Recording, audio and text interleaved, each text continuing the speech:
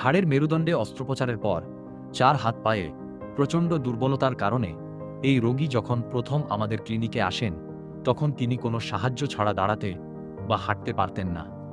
একটি সুপরিকল্পিত physiotherapy rehabilitation প্রোগ্রামের মাধ্যমে, যার মধ্যে ছিল muscle strengthening, balance training, gate training, core stability exercises, bed mobility training এবং ফাংশনাল রিহ্যাবিলিটেশন, তিনি অসাধারণ উন্নতি দেখিয়েছেন।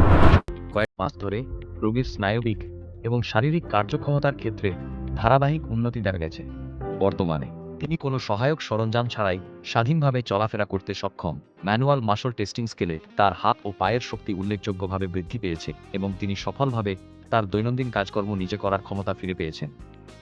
রিহ্যাবিলিটেশন নিয়মের প্রতি তার নিষ্ঠা এবং থেরাপির প্রতি ইতিবাচক সাড়া এটি প্রমাণ করে যে সার্ভাইকাল স্পাইন সার্জারির পর দ্রুত এবং সুপরিকল্পিত শারীরিক থেরাপির ভূমিকা কতটা গুরুত্বপূর্ণ। তার নিজস্ব দৃঢ় ইচ্ছা এবং আমাদের লক্ষ্যভিত্তিক পুনর্বাসন কর্মসূচির কল্যাণে রোগী এক অবিশ্বাস্য রিকভারি সম্পন্ন করেছে। অন্যের ওপর সম্পূর্ণ নির্ভরশীল অবস্থা থেকে তিনি সফলভাবে নিজের পায়ে সম্পূর্ণ স্বাধীনভাবে হাঁটার ক্ষমতা অর্জন করেছেন। তিনি এখন আত্মবিশ্বাস ও স্বাধীনতার সাথে নিজের দৈনন্দিন রুটিন পরিচালনা করতে সম্পূর্ণ সক্ষম।